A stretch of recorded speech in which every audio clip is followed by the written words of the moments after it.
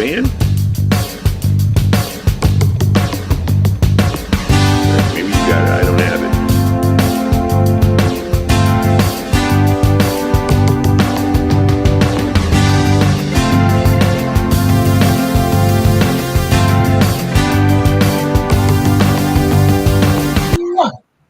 And we are back. It is the Safety and the Sportswriter with Knoxville Nate and Big Joe here on Thursday night, the 18th of November. Getting ready. Next week, we're not going to have a show because of Thanksgiving, of course. But we're going to talk to you and catch up all on the world of sports, what's going on in the NFL. A few other things on the side we'll probably break into as well. Nate, how you doing? I'm doing fantastic. Thank you for asking. Looking all dapper. Yes, sir. I was just getting dressed up for you guys tonight. I decided what would Joe like me to look like tonight, and I was like, this is it. I think Joe will like this. This is corporate. We're now corporate. But anyways, we got a lot to talk about. We have some breaking news, which I'll let Nate take care of. Tampa Bay. Out of Tampa Bay. Take it, Nate. Yeah, we apparently have got some Antonio Brown, just couldn't get into the news enough doing what he's supposed to do and catching passes and scoring touchdowns. So he's gotten in the news again for doing something wrong. And apparently he's been accused of obtaining a fictitious COVID-19 vaccination card. Supposedly, this guy, his name is the guy who came forward, Stephen Ruiz, who is a friend and personal chef to Antonio Brown. He came forward because supposedly Antonio was supposed to pay him $10,000 for something. I don't know if that's what he was charging him for the COVID, but for the fake COVID card, but apparently he owes him $10,000. So that's why this guy's come forward, and this could be a big problem because not only could Antonio Brown be in trouble, but if he's not vaccinated and he's been following the vaccinated players' protocols, well, that means that the Buccaneers have been breaking protocol, and not only can they be fined, but they can lose draft picks, which has happened already to several other teams. So we'll see how it plays out. But Antonio Brown, this is kind of what we thought about from the beginning when they signed him. We were like, good player. Is he worth the off the field stuff? I'm not sure. I mean, this is a team that is already stacked at tight end and wide receiver. I don't know if you want this type of distraction when you're trying to repeat as Super Bowl champions. Well, my feeling a couple of thoughts here. First of all, Antonio Brown is not the player he was in Pittsburgh anymore. No, he doesn't have the explosiveness, and they don't need him to be that, which is fine where he is right now. So that works well for him. The second thing about it is, it's not surprising that he would do something like this. And we talked about it last week with Aaron Rodgers. I don't get these players who are constantly getting injections of some sort or another, why this bothers them so much when so many of the league has been inoculated, when so many people in the country have taken the vaccine, why they're making a big deal of it. These guys get shots in different parts of their bodies that'll numb them so they can go out and play in pain, whether they have a torn labrum, a sprained knee. They take shots to numb their pain so they can run around and get hit on a part of their body that is already wounded. But this bothers them. So I don't get that. And the other thing about it that bothers me, or not bothers me, but I have to think about it, and it's kind of how I felt when the baseball cheating scandal started a few years ago. And, the Astros and the Red Sox took the big penalties. But then it suddenly went away, and I said, well, since none of these other teams are jumping up and down and complaining about it, probably most of them are doing it. So this is probably the tip of the iceberg, and we're going to find out more of these players have done this kind of stupid stuff, and it's going to be hard for the NFL, like you said, to dole out so many punishments when the whole league's doing it. And I guarantee you, there's a bunch of these guys doing it. I mean, Antonio Brown doesn't live in a vacuum. he probably got the idea from or he started the idea and somebody else is doing it too. So, I mean, it's just more distraction to what could be a great season and is a great sport. That's what I just take from it. Yeah, no, it's one thing if you're really against it and you own your own business and you can do whatever you want. But when you're in the NFL and you want to make $15 million a year for playing a game, well, then you better, do what they say. If you don't, want to do what they say and you don't like their rules, well, then don't play and don't collect $15 million. I mean, it's just, I don't understand, like you said, people that get in, pain injections all the time. And a lot of these guys have a lot of, holistic treatments and different types of modernistic medicine that they do to try and keep their bodies right. And they won't get essentially a glorified flu shot. I don't really understand it. And everybody's allowed to do whatever they want. But if you want to, collect money and make money for playing a game, get the vaccine or at least don't get it and don't lie about it, because that's what we're seeing a lot this year with the Aaron Rodgers situation, with the Antonio Brown situation. They're not getting the vaccine and then they're lying about it, and so they're just doing what the vaccinated players are doing, and they shouldn't be because they're not vaccinated. So we'll see what happens. But the Buccaneers have already lost 2 games in a row and not looked good doing it. And now Antonio's providing them some off the field distractions. So it just keeps getting better, and I'm loving it. And when you talk about the Buccaneers, lost last week to Washington. It was a couple of things to take away. I mean, man, when things are going good, Brady's the nicest, funniest guy in the room. But when he starts losing, God, he can be crazy. He makes Bill Belichick look like Jerry Lewis. Stayed for 1 minute and 43 seconds to do his after game press conference. Well, Tom, it's easy when people are blowing sunshine up your butt. You got to take the slings and arrows too. And I don't know if it'll be a problem, but if they don't turn it around and get back on a winning streak kind of soon, it's going to be an interesting study on Tom Brady, because Bruce Arians doesn't shield him. Bruce Arians, he came right out and said the interceptions on Sunday were on him. It had nothing to do with wide receivers. Yeah, they kept asking. That was the clip. They said, were the receivers running the wrong routes? Were they in the wrong place? And he said, no, both those were on Tom. And I like that. I like that he calls him out. I like that. I like that, but what bothers me is like everybody's saying, "Oh, Tom is so lucky to be away from Belichick." Well, Belichick would not let that happen at his press conference. He'd be as we're on to Cincinnati. Yeah, he wouldn't. You can say what you want about Belichick. He never came out in a press conference and pointed fingers at certain players. No, he never threw anybody under the bus like that. Right. So, I mean, as you say, it's kind of fun to watch a coach do that, especially. I mean, when I'll tell you another guy I wish was thrown under a bus a few times when he was playing for my favorite team, the Giants, was Tiki Barber, who backstabbed Tom Coughlin, Eli Manning, and everybody else on the team. But whenever he fumbled, none of them just sat there and said, "Well, if Tiki could hang on to the ball, maybe we would have won the game." So I mean, there's a few guys that need that kind of treatment in the NFL. And, right now, you said it first last year about, Tampa Bay. I mean, Brady played well enough to win, but in a lot of especially in the playoffs, it was the Bucs defense that put him in a situation where even when he failed, he didn't hurt the team. And right now, their defense is not playing like it did last year or early in the season. And now it's he becomes in the spotlight when he plays like he has the last couple of weeks. Well, their defense is banged up. Their secondary is banged up. JPP has been banged up. Some of their linebackers have been banged up.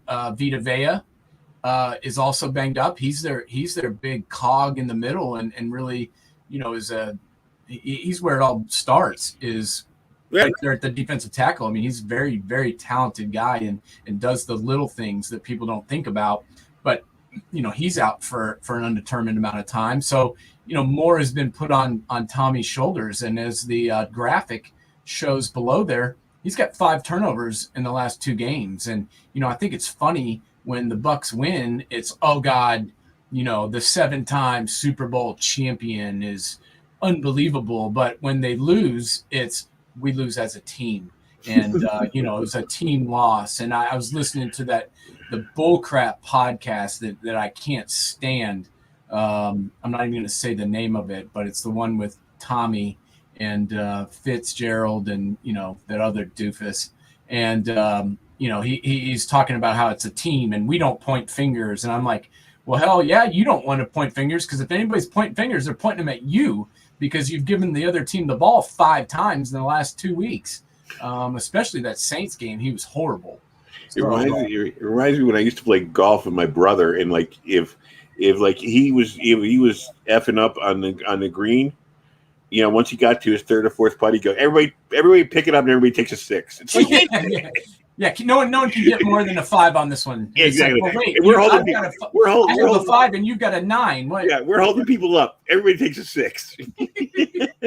Yeah, I know some people that do that too. But it's interesting how that was the excerpt I heard from that podcast, because I certainly don't listen to it. But he was talking about how there's no finger pointing, and we lose, we win as a team, we lose it as a team. And I'm like, no, not really. When you win, it's all about you, and you get all the awards, even though the defense won that Super Bowl and held Pat Mahomes to 9 points. But yet you get all the awards, and you are the one that's responsible for the Super Bowl. But when you guys lose, it's not your fault. I don't really get that. I mean, imagine if he had to take the abuse Baker Mayfield takes. Oh my gosh. I mean, Baker can have a good game and people are picking it apart. Yeah, no one really said anything about after they won the week before, and we'll talk about the Browns here in a minute. But they the week before they won 41-16 versus the Bengals, and it was ground game's back, and Odell's gone, and there was nothing really about Baker. But then when they lose, it's Baker's is he really hurt, or is he just struggling? And it's kind of weird how he gets no credit for the wins and all the blame for the losses. No, I mean he does have to start winning some big games. I've said that myself. I mean, but the kid is playing with one arm, and he shouldn't. And a hurt knee now. Right, he shouldn't be playing. We talked about it 2 weeks ago where we questioned Stefanski's wisdom, considering he has a quarterback he's worked and has been successful with sitting on his bench, who's healthy, knows his system, and could step right in there. I understand that Baker is playing for his contract and is probably yelling and screaming he doesn't want to come out of the lineup, but that's your job as the coach, right? Is to say, I need a quarterback with 2 good arms out there. I mean, we can't shield your arm. I mean, at some point you're going to have to hand off with your left hand. Yeah, there's nothing I can do about it. Well, and they, the game that, I can't remember who they played, but the game where Keenum started, they won. Yeah. And so this is a guy who can go in and, you play him for 3 or 4 games, he's going to win you 2 or 3, maybe all 4. I mean, at least a couple of them, he can keep you going and keep you competitive and let your quarterback get right. I'm not sure why he's not allowed to get healthy. It's very confusing to me. Well, I think a lot of that is Baker putting the pressure on it. I mean, Baker is the face of that franchise right now. Nick Chubb's its best player, but Baker is the face of that franchise. He's representing them in commercials nationwide. He's the biggest star in town on that team. So he kind of, you know how that ownership is. That ownership is kind of, it's not a real football ownership. I sure do know. They live here in town, so yeah, they've run the college team into the ground here locally. So they're star driven. He listens to he kind of has a Dan Snyder type aspect to the way he runs his team. And it's I mean, I've said it before. I like Stefanski. I root for Baker, but right now this is a team that after beating the Bengals. Actually, they should have started looking. First of all, they should have waited. They wasted time getting rid of Beckham. Yeah, Oh yeah, they should have done that 3 weeks before. There was no reason to keep him around. They still have a talented team, and Stefanski's job is to win games. And even if Baker was healthy and not playing well, his job is to put Case Keenum in to win the games. I mean, this is a division right now that they're allowing Pittsburgh to kind of come from behind and maybe take control of that division. And, I think you and I both think that Mike Tomlin's the best coach in that division. Harbaugh's good, but I would take Tomlin over Harbaugh. Yeah, I don't know. I mean, Harbaugh is a great coach, and I think as much as I'm not a big fan of the Harbaugh family, but at the same time, look what he's done this year with all these guys hurt. I mean, they're 3/4 of their team is gone, and I know Lamar has been carrying them, but this is a coach who's letting Lamar be Lamar and understands that their only chance of it even coming close to winning these games is to let Lamar do it. So I give him some credit for that. And I was in Philadelphia working for Fox Sports News when Harbaugh was the special teams coordinator there, and it's a guy that started at the bottom up. So I do have respect for John Harbaugh, not Jim, but John Harbaugh. I do have respect for. But Tomlin, I think is a underrated coach. I know he gets a lot of credit, but I do think I think he's done a tremendous job throughout his career.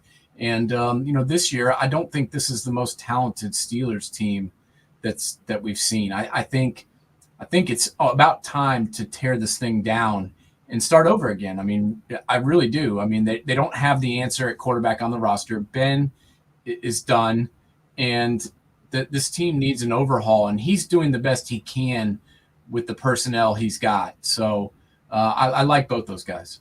Yeah, we will. Way later on when we talk draft, we'll have a lot to go over with quarterbacks and who should be replaced and things like that. And unfortunately, just to preview that is there's just slim pickings coming out in the NFL draft next year at quarterback. True that, but we do know one team that signed a guy on Thursday last week and then was able to Back to the Future. Back to the Future. Did you say Back to the Future? Yeah. Oh my gosh. Yeah, Marty McFly. There it is. Is back, and you know what?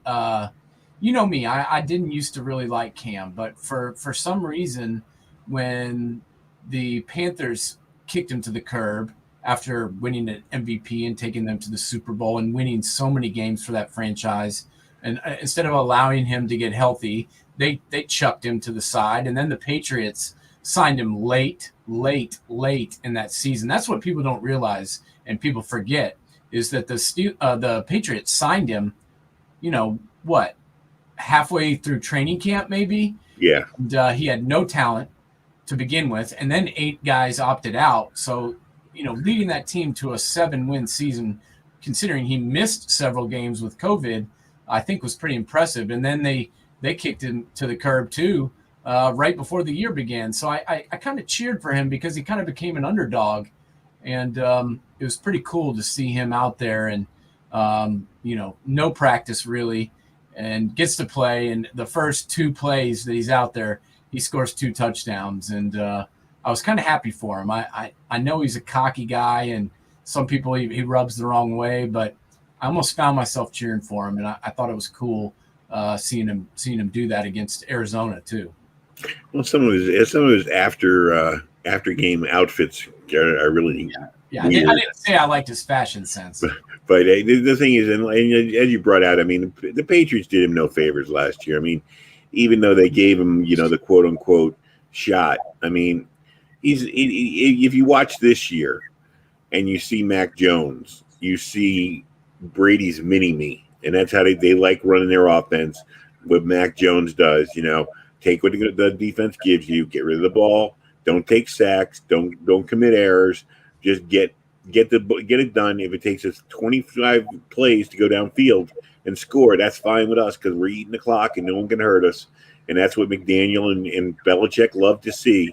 And that's not Cam's game. Cam is he's a guy who is a big play guy. That's what he thrives in. whether it be running the ball or throwing the ball, even though his arm isn't what it used to be. That's what he thrives in, and it just was not a fit last year. They made the best of what they could. I mean, they almost were a playoff team, and it speaks volumes for Cam's talent and the coaching staff of New England. But, and like you said, with no team, they almost made the playoffs. But it was just a bad fit. I mean, he needed to go somewhere. And this happens a lot, I see, with coaching around in the NFL especially, is what does the athletes on your team do well? Don't shove your system down their throat if that's not what they play. No, you want to tailor your system around the talents of the personnel you have. I mean, that's how it works with basketball, football, every sport. You don't want to just shove a round peg into a square hole. You want to utilize obviously if you have a system that works, that's great. But if you don't have the personnel to run that system, it's not going to be successful. No. So, I think it's very interesting, though, how, we're kind of looking back on last week, and Carolina beat the crap out of Arizona, who won with Colt McCoy the week before, but, looked inept against the Carolina Panthers, who, with Sam Darnold out there, had lost 4 out of 5 and just looked horrible. And they finally, put Sam on injured reserve. I'm like, how much is Sam really hurt, and how much is them wanting to get him the hell off the field? I think it's a little bit of both. I think it's totally a little bit of both. I mean, I think finally the Sam apologists are starting to see what you and I have been talking about for 2 years, that the guy does not have the game. He I don't know, maybe he could be salvaged to be a backup quarterback. Maybe that could be his role somewhere in the NFL. But he surely doesn't have the talent to be a starting quarterback for 13, 14, 15, 16 weeks in the NFL. First of all, health-wise, and secondly, talent-wise. It shows up. I mean, everybody said it's going to change. He's got talent around him in Carolina. Yeah, and everybody can give him the excuse of McCaffrey being out. But, I mean, Daniel Jones lost Saquon Barkley. I mean, and he hasn't had his wide receivers. Everybody loses people. So that doesn't fly. I mean, the Titans have been without Derrick Henry for 2-3 weeks, and they've found a way to win without him. So don't give me one guy's hurt and that's why Sam struggled. I don't buy that. No, because he became the dump off Darnold. Yeah. Just dump it to McCaffrey, and he'll get you 10. He'll get you 7. He'll get you 5. He'll get you 5. He'll get you 17. That was his game. And then when he doesn't have that outlet, he doesn't know what to do. I remember the first time I saw him quarterback against the Jets, I think McCaffrey handled the ball the first 7 times they had the ball. Yeah. Yeah, no, and McCaffrey's a good player. Don't get me wrong. But he also, after he signed that contract, he missed 16 of the first 20 game, or 17 of the first 20 games, 16 of the first 20 games after he got that big deal. So, he's not there a lot. Let's be honest. He's been out quite a bit. So you don't want to have a quarterback that can only win with McCaffrey out there. You need something more. And, I find this game was very interesting to me, because I find the Panthers very interesting now. Without Darnold, I think they definitely have more of a chance of making the playoff, because his defense has played well. I think Matt Rule has proven to be a pretty decent coach so far. And now you got Arizona, who started off 8-0 and now, drops to 8-2. And also the Saints and the Bucs are showing their warts. The Saints aren't going anywhere. So that division's really is crept, is coming back together.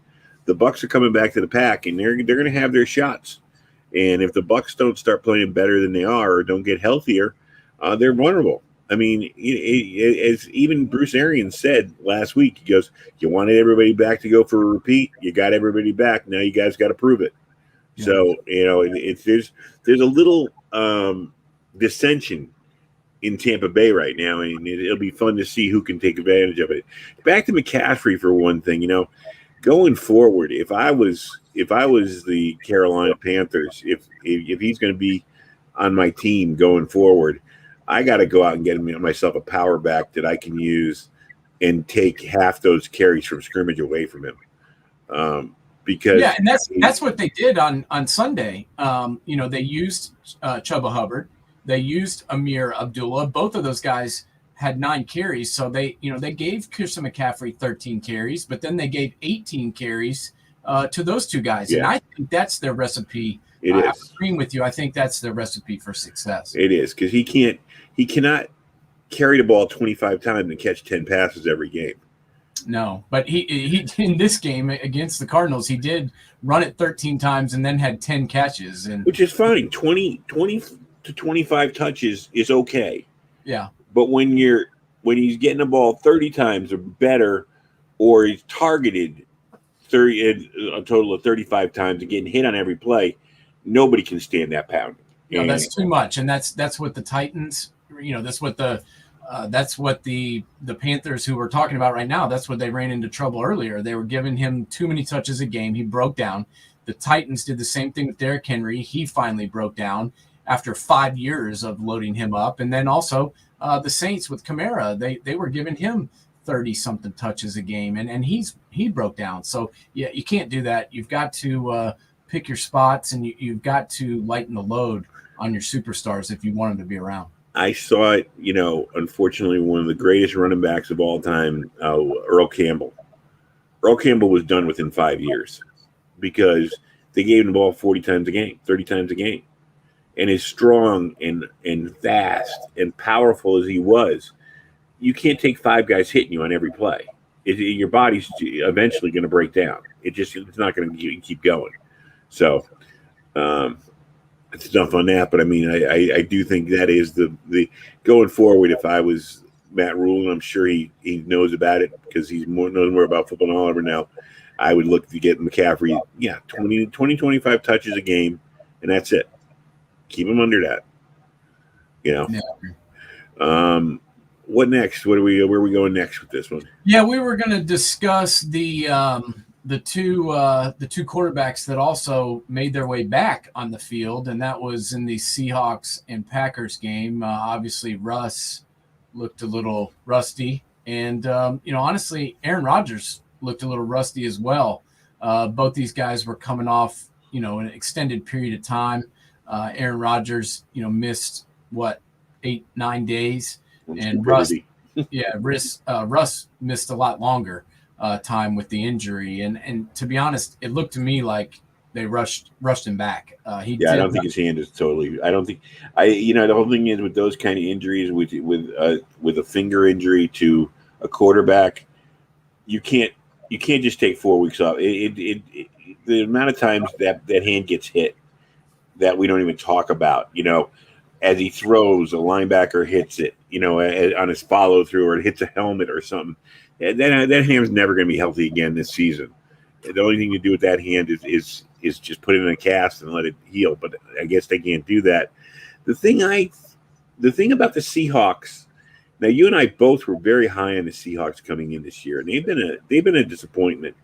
And I hear some grumblings about Pete Carroll and the way he's running that team since Paul Allen died, and the decisions he made. I mean, you look at that wide receiving corps, and I mean, they are as dangerous as they can be when healthy. But it seems like, they've never gotten that running back again that they can consistently count on.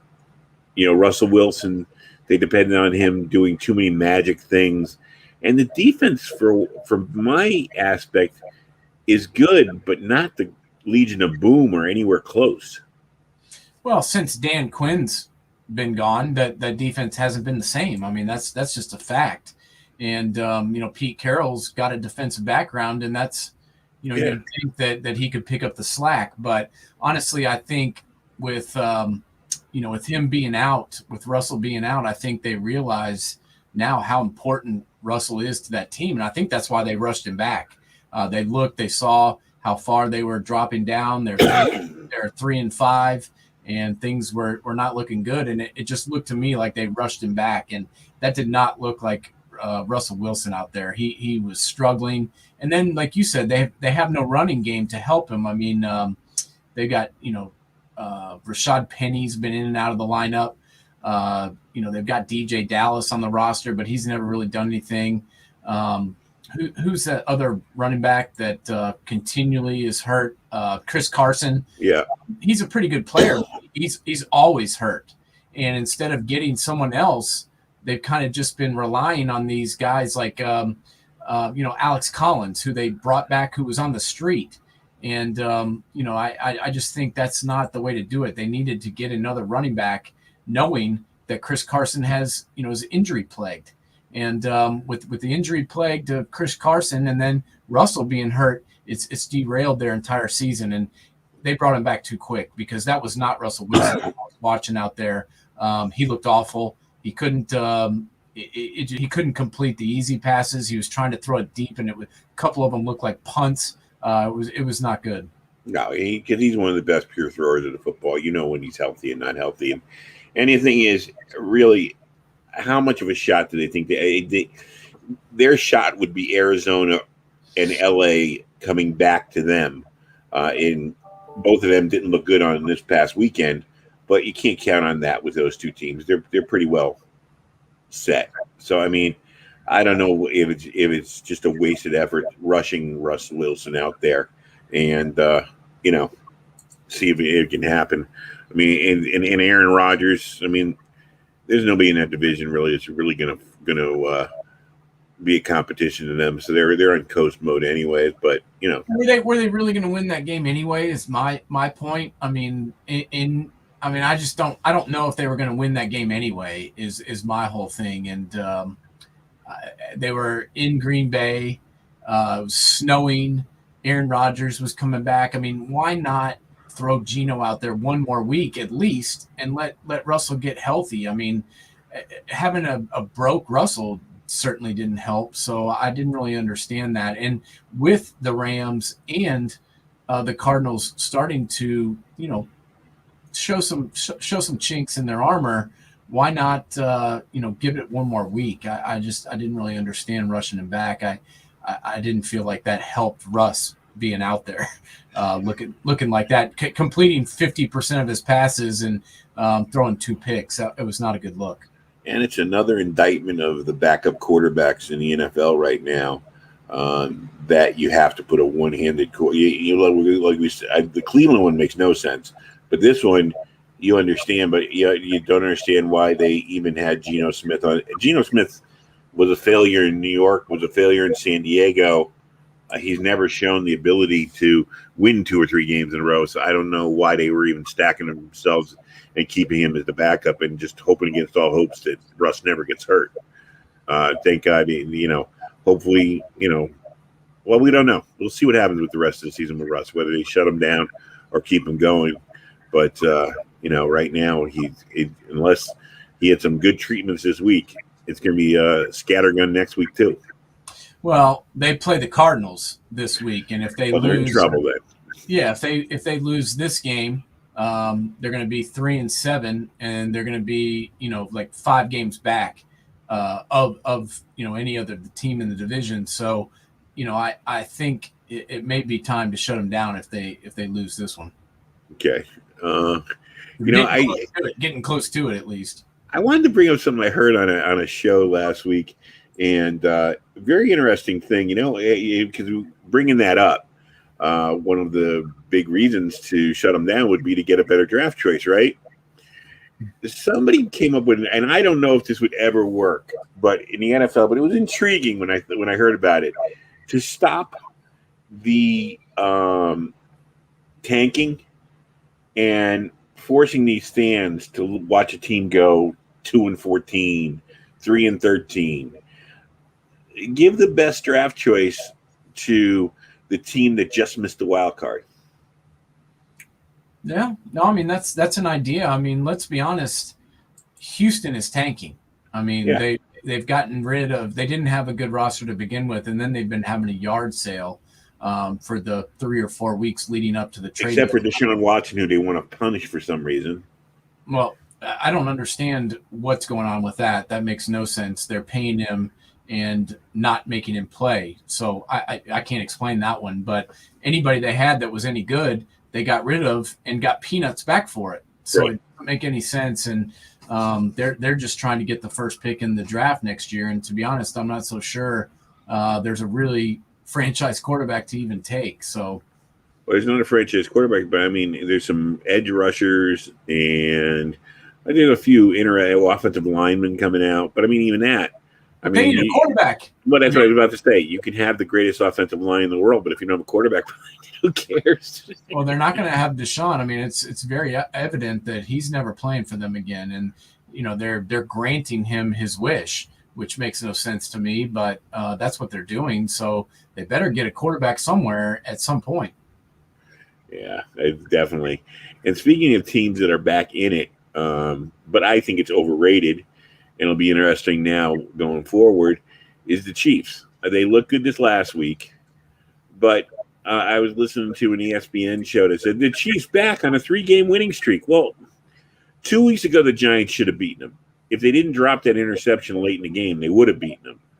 Then they squeak by, and then they win this one good game. I mean, I still not. The Chiefs. I don't think because they're in first place is because they're playing so much better. It's just that the Chargers and the Raiders aren't playing as well as they were early in the year. No, I agree. I think that division has kind of fallen apart a little bit, and the Chargers who go for it on 4th and 9 from their own 20. That those plays were working in the beginning of the season, and now they're not. And so a lot of those games they were winning earlier in the year, they're now losing. And same thing with the Raiders. I'm not sure, what all is going on with them, but they do not look like the same team. And Derek Carr just had a horrible game against the Chiefs. I mean, take it back to that play where, it was still somewhat of a ball game, and he drops back and throws that what looked like a punt up there, kind of like what Russell was doing. He did the same thing and threw it into triple coverage, and it just looked bad. And I don't know if all this is getting to him or if it's just getting to the team in general, but the Raiders looked horrible. And those 2 wins prior to the Raiders win didn't really impress me. I'll give them credit for the Raiders win, but the win against Jordan Love and the Packers doesn't do anything for me. And like you said, they could have easily lost that game against the Giants. Yeah. So, I mean, they might win by default right now because, like you said, the Raiders don't know the future of their coach and their coaching staff. So if you're Derek Carr and you're those guys, you don't know what to do, what to think of the rest of the season. And the Chargers, they're showing their inexperience. Yeah, and let's see how the Chiefs do this week because they're playing the Cowboys, and we'll see how that goes. If they beat the Cowboys, I'll give them the credit, and we'll put them back on first place and talk about them potentially making another run at it. But I need to see them beat the Cowboys before I'm ready to give it to them. We should stick in that division and talk about the greatest tackle ever made. I think you got it queued up of Teddy Bridgewater taking one for the team. I think you can show that now and let people think about that one. Yeah, I mean, this is a situation where I think Nate was right in that all the Philly fanatics who hated Jalen Hurts and wanted Deshaun Watson, and everyone's talking week after week after week about how horrible Jalen Hurts is. Well, A, Jalen Hurts is pretty good, and B, the Broncos are not that good, and I think a lot of their wins at the beginning of the season were because of who they were playing. But this one I can't explain. The season 10 out of 13. Melvin Gordon straight ahead. Oh, the ball's out. Coming out of there with the football is Darius Slay. Slay on the move to the outside. There's Teddy. Yeah. Blockers in front of him. Baby. Slay all by himself down the field. I mean, I don't know if he thought the other 2 guys were going to try and were going to get the guy, but he could have gotten in front of him and at least slowed him down a little bit. I don't know. First off, what is Darius Slay doing, fumbling it 3 times after he picks up a fumble? That was ridiculous. And then secondly, I mean, I understand Teddy's had some injury problems. I mean, that knee injury was just horrible, catastrophic, almost ended his career. But you can't make an effort to get a guy down when you're. I mean, at that point, it was still a ball game. It ended up being an Eagles blowout, but at that point in the game, it was a very close ball game, and you got to make an effort. I mean, if you want to be the leader of a team and you want to be the quarterback of a team that's, potentially going to try and make it into the playoffs, you got to do whatever you got to do to try and get that guy down. Grab him by the face mask. Jump on his back. Yeah. I don't care what you do, but you have to get that guy down and give your defense a chance to hold him to a field goal. Well, the oldest saying in the world about football is you can't be out there scared, and if you're playing not to get injured, you're going to get injured. You know what I mean? It's going to happen because you can't defend yourself. You're playing. You're not hustling. You're not doing the right thing. So, if he is scared of getting hurt, he shouldn't be out there. That's the oldest adage in the world in football. If you're afraid of getting hit, you're in the wrong game because everybody gets hit in football. Even kickers, even punters. So nobody gets out of there alive. Yeah. Well, at that point, it was still a one-score game. And let's be honest, I mean, Teddy wasn't playing that bad.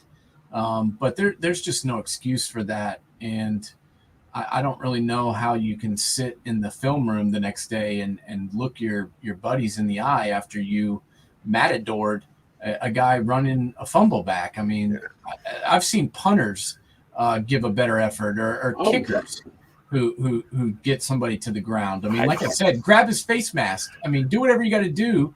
Get a penalty. Doesn't matter. Get him to the ground.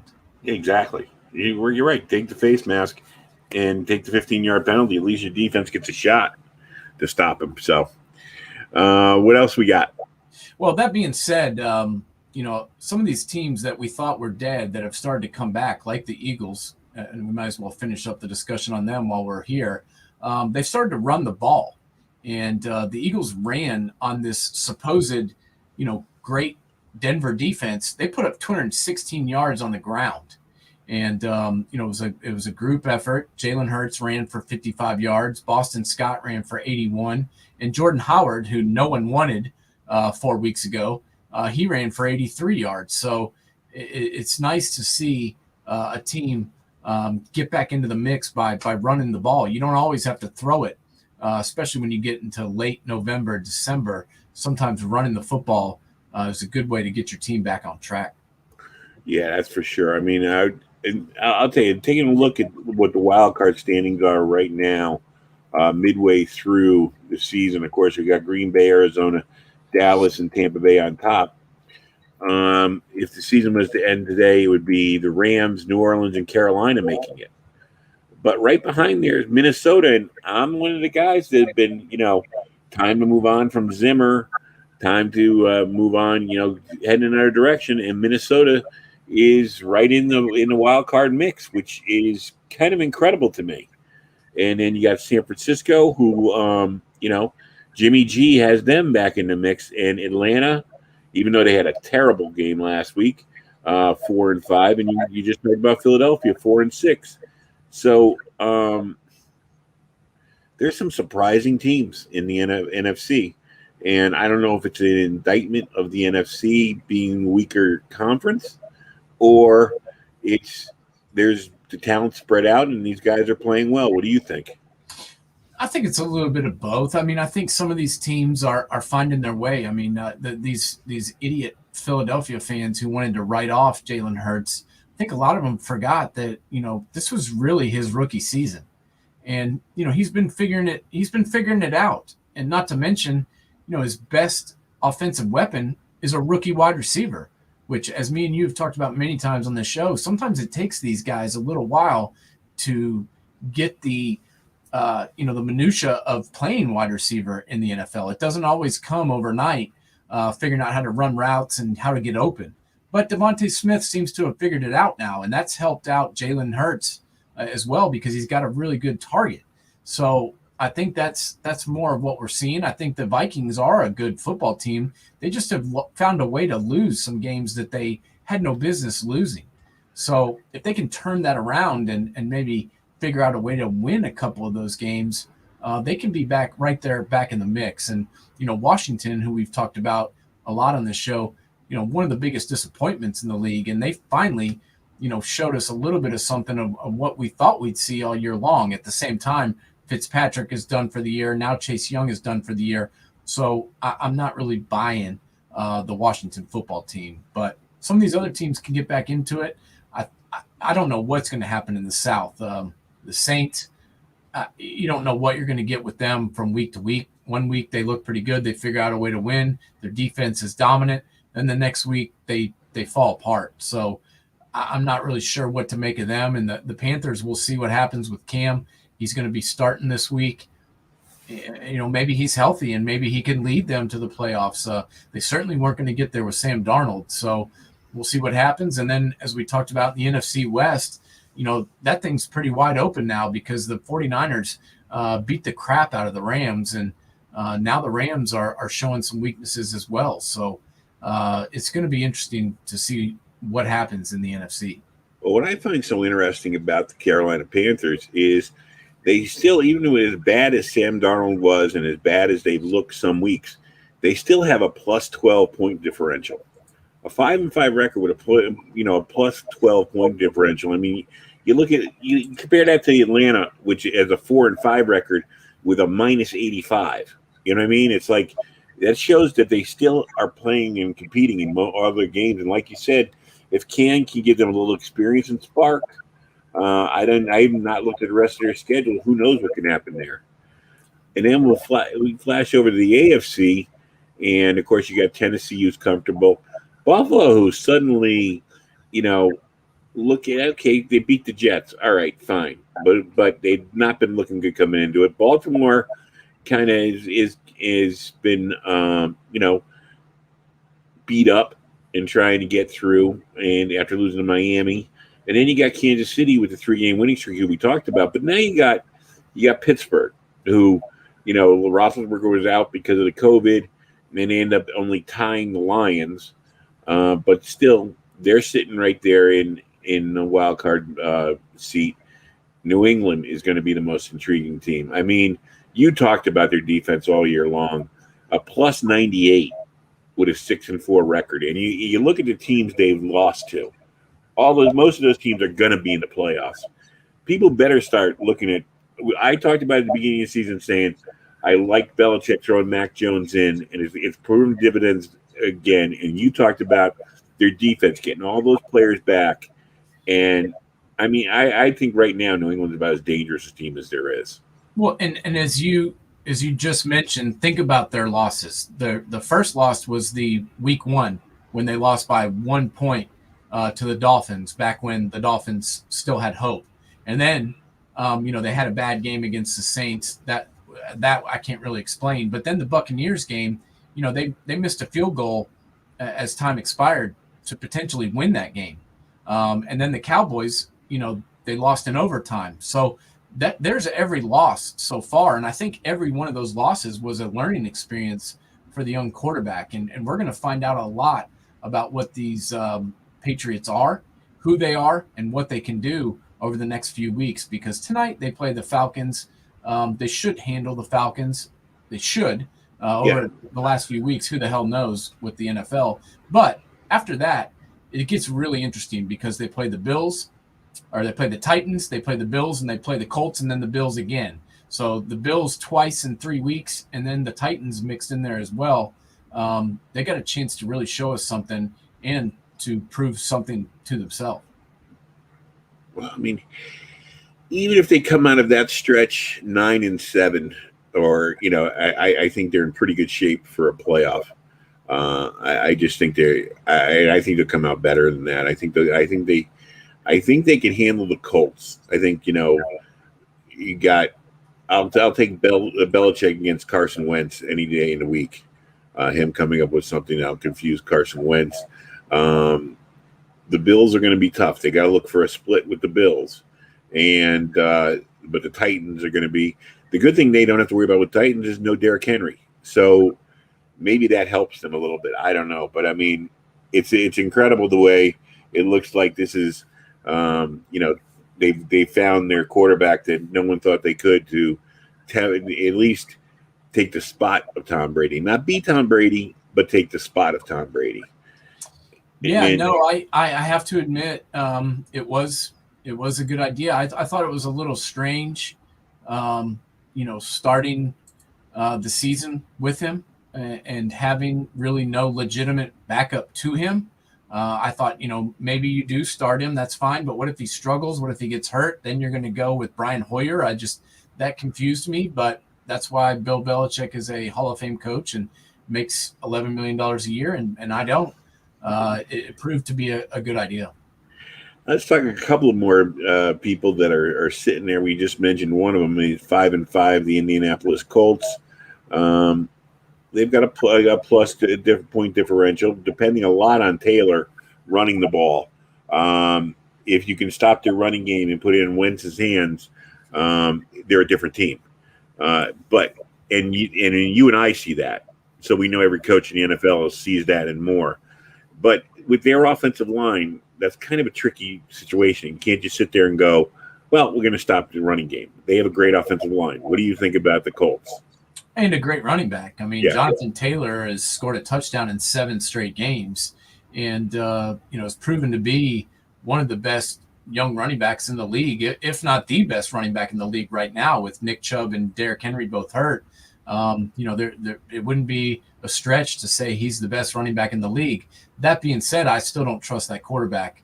My goal would be to definitely stuff the run, and if you're successful, which it's easier said than done, stopping their running game, but if you are able to do it, you force them to throw the football, blitz the hell out of them, because he doesn't like pressure in his face. And man, if you get to him, we've seen it before. This guy is not gonna be upright very long. The worst thing about Wentz is he didn't even like the rumor of pressure in his face. I mean, sometimes you talk about Sam Darnold seeing ghosts. I mean, this guy sees packs of ghosts, it seems, out there with some of these things I've seen him throw. The team that was the feel-good team a month ago, but now are back to the same old Bengals, Bungles, whatever you want to call them. But they're 5-4. They've got a plus 33 differential. They're sitting right there on the bubble. Joe Burrow hasn't maybe been playing his best football the last month, but what do you think about them? I wasn't as high on them as everybody else when they were 5-2, I think. Everybody else was ready to give them, the title. I wasn't. I didn't believe in them as much as some other people.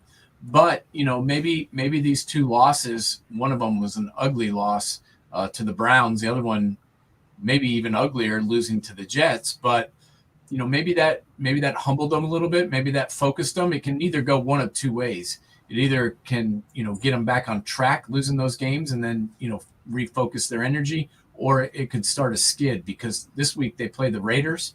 And the following week they play the Steelers. So, those are 2 huge games, I think, which are going to tell us a lot about how this season's going to go for the Bengals. They can either, start fresh and win these 2 games and, be 7-4, or, they could easily lose to the Raiders and the Steelers as well and, be 5-6. So I think these next 2 weeks are going to tell us a lot, but I haven't been sold on their defense all year, and I think they were kind of playing above expectations there for a while. But we saw them give up 34 points to the Jets and give up 41 points to the Browns, and I really feel that's more like what we're going to get from them moving forward. Yeah, they still have some pieces to add to the puzzle, although they're getting closer. When you think about this NFL season, and it's been weird. I mean, the first few weeks, it seemed to run according to script. But then you see games like Denver beating up on the Cowboys. And some of these blowouts from nowhere. It's weird. It's all happening in November. Do you think now we're starting to see what the teams really are? Or are they still searching for you? And that's why there's so many weird games? Yeah, I think we're right at about the halfway point, and I think injuries are starting to take their toll, and I think some of these games I can't really explain. I mean, how the Jaguars were able to beat the Bills, I cannot tell you. I mean, that just defies all logic. With a lot of games last week and the week before, but I think things will even themselves out. I think teams will start to play back to their level. But I can't explain that Thursday night game, Dolphins beating the Ravens. I mean that just made no sense to me. I mean, the Dolphins have looked horrible all year long and had lost 7 straight games, and then they go and completely almost shut down Lamar Jackson with putting 9 guys on the line. I mean, that was confusing. And then the Falcons, who had won 3 out of their last 4, they get blown out 43-3 and look completely inept. It's definitely been a weird year, and I expected the Patriots. I actually picked the Patriots to beat the Browns. I did not pick them to win 45-7. No. That was just very strange, and I'm very concerned about the Steelers after tying the Lions 16-all. I mean, what a horrible game, and honestly, Mason Rudolph wasn't the problem. No, he didn't wow you, but he didn't fumble it either, like the Deontay Johnson and Freiermuth both did, as they both, they were going in for a chance to win the game both times, and those 2 guys coughed the ball up. So, and Jared Goff played about as bad as you can play. Yeah, he was trying to give the game away, and I think he was injured as well, so that didn't help either. But DeAndre Swift ran for 130 yards on the Steelers' defense, so their defense isn't playing well, and the offense is not really doing much either. So that one really baffled me, as I didn't think they were going to tie the Lions, much less almost lose to them. I think Jared Goff, so with the way he took a roasting this week, I'm like sitting there going, I'm glad he got his big contract already, because, I mean, that poor guy, he's going all the way back to what the Rams were like when he first arrived in town, and he's going to have to play on the Lions for this year and probably not next year. He's probably gone after next year. They're going to have to get rid of that contract to start rebuilding that team, and the poor guy, he's not a great quarterback. He's a serviceable quarterback. He can win. You can win with Jared Goff in certain situations. Just got to put all the talent around him. And right now he's up there in Detroit, where with those poor fans, and you feel sorry for the fans. You feel sorry for Goff. You just hate that team, or not the team, the administration to put that team together, because they never give those players a chance. No, Jared Goff went into a horrible situation. I mean, they didn't have much talent last year, and then any talent that they had left town. I mean, those wide receivers are just horrible crop of wideouts, and the offensive line's been banged up all year, and the defense is no good. So it's a tough situation, but they're fighting to the finish to see who gets the first pick, Houston or Detroit. There's a couple of guys. It's like I feel sorry for Robert Saleh in New York, who's starting to get stuff because you got stupid people like Rex Ryan taking him on. Saying he's lost the team and all this stuff. Rex, you had twice the talent and you couldn't win in this city. So shut up.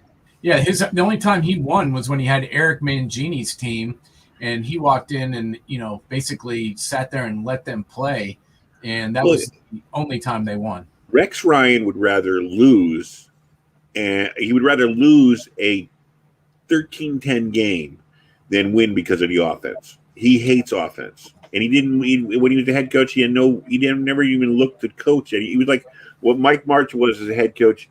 He cared about his offense more than his defense. Rex Ryan cared about his defense exclusively. That was it, and that's what made him a bad head coach.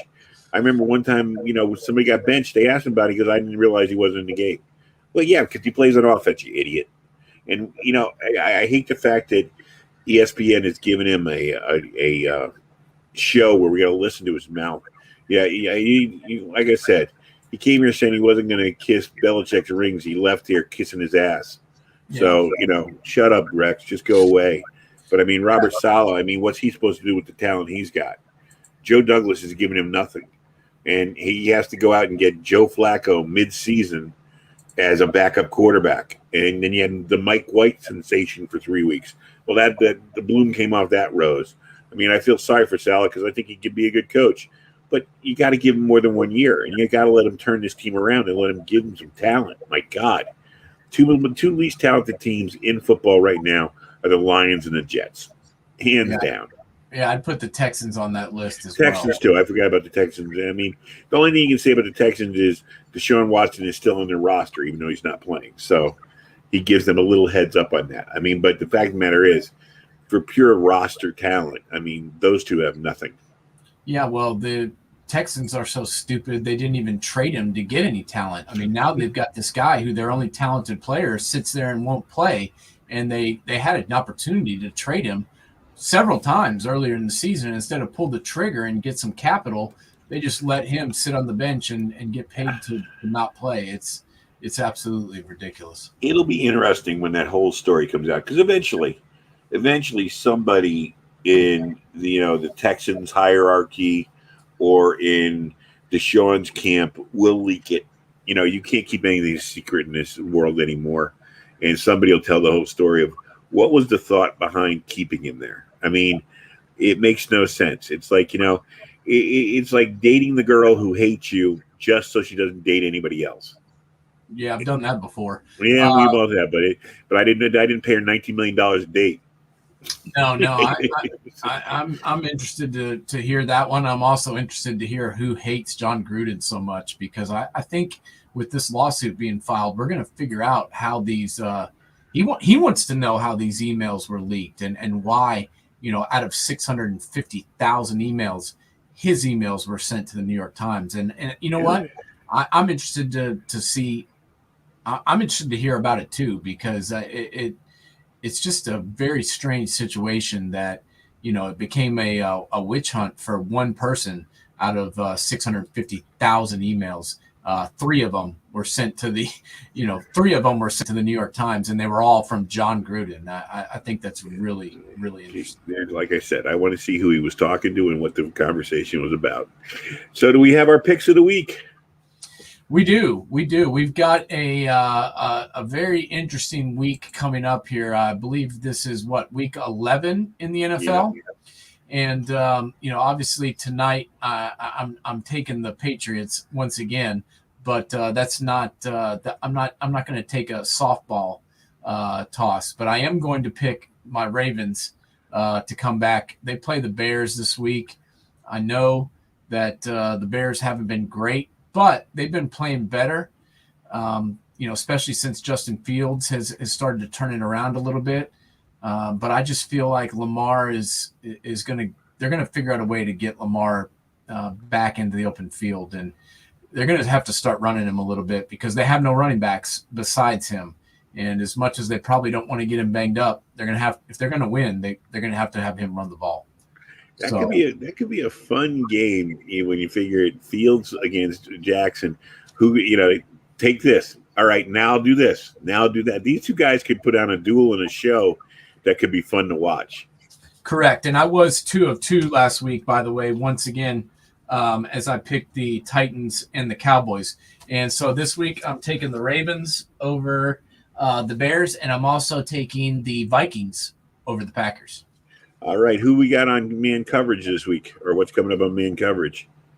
I don't know who our guest is going to be yet. We got a couple guys that we're waiting to hear back as far as who's coming in, but we've got a lot to talk about as we've got the Ohio State Buckeyes taking on the Michigan State Spartans in the game of the week. It's a noon kickoff on ABC. That's where all my focus is, obviously. Very interested to see how my Buckeyes do. And hopefully we take care of business. So we're going to be talking about that game. We'll also talk a little bit about the Arkansas-Alabama game. I think Arkansas has a chance if their defense can show up. And then we're going to see if Cincinnati can remain undefeated, as they actually have to play a team with a winning record. And they're playing SMU, who I really don't think is very good. But they are 8-2. So we'll see if they can give Cincinnati a ball game. We'll see what happens. Well, Princeton and Dartmouth came out of last weekend looking like the co-champions of the Ivy League. It'll be interesting. Of course, the game is played on Saturday, Harvard against Yale up in New Haven. I'll be at a wedding, so I won't get to watch that. Yale got beat by Princeton. Princeton played a better game. The Nolan Groom's three-week streak of playing really good at quarterback came to an end now. But he looks like he's got a future. He's a sophomore at Yale. And we'll see what happens. It's been a very interesting year to watch the Ivy League and how it really goes and really concentrate in on it. So I'm looking forward to it. And we'll see if Harvard, I know, would love to spoil it and make this so they would tie Yale for second place. So that could be interesting to watch. So anyways, everybody, have a good night, a good weekend. Enjoy yourself. I got to go away to a wedding myself. And then we got Turkey Day next week. And then we'll be back.